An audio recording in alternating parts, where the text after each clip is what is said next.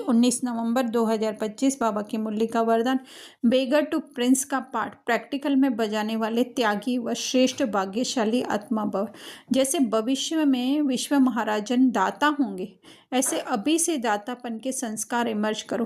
किसी से कोई सैल्वेशन लेकर के फिर सैल्वेशन दे, ऐसा संकल्प में भी न हो।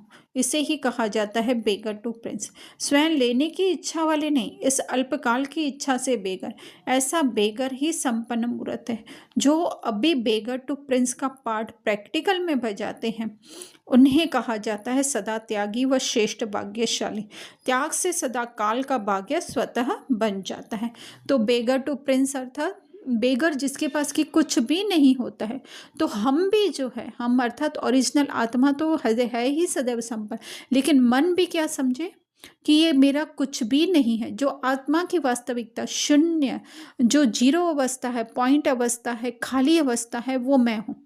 जब ऐसी हमारी सोच बन जाएगी, दृष्टि वृत्ति, या एक तरह से कहें कि हमारे संस्कार ही ऐसे बन जाएंगे कि ये कुछ भी मेरा नहीं है, तो वो क्या होगी स्थिति बेगर। फिर उसी में ही जो है हमारे प्रिंस के संस्कार भरते जाएंगे, है ना। तो इसके लिए क्या करने का है, जैसे बाबा कह रहे हैं सैल्वेशन दे या कुछ भी हमें मिले, तो वो नहीं देखने का है, क्योंकि ड्रामा में सब कुछ एक तो फिक्स है, और दूसरा अगर हम लेने की कोशिश करेंगे तो कहीं ना कहीं हम देहबान में फंसते जाएंगे, है ना।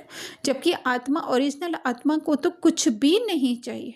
तो इसके लिए बाबा कह रहे हैं अल्पकाल की इच्छा से, क्योंकि अल्पकाल की इच्छा भी रखी तो कहीं ना कहीं वो हमारा देह का बंधन हो जाएगा। चाहे वो देह हम स्थूल देह कहें, या फिर संकल्प कहें, या फिर हमारी वृत्ति कहें, जो भी कहें, फीलिंग, इमोशन, सेंसेशन, कुछ भी कहें, तो उससे हम बंध जाएंगे।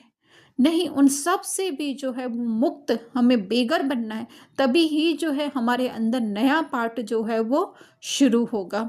फिर बाबा स्लोगन में कह रहे हैं कि सदा हर्षित रहने के लिए साक्षीपन की सीट पर दृष्टा बनकर हर खेल देखो।